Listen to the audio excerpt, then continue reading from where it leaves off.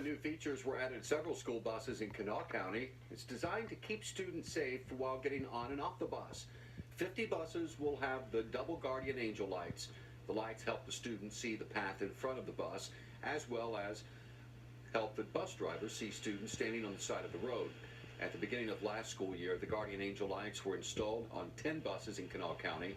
Other new features are the LED lighting and the extended stop arms.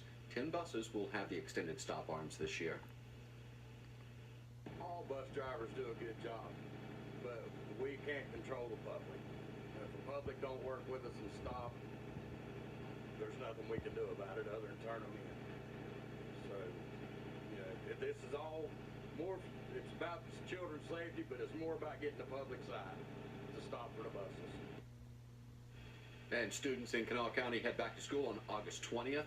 One of the things new this year is the earlier start time. Staff hope that the new safety features on the buses will be beneficial, especially when it's still dark while the students are standing at the bus stop.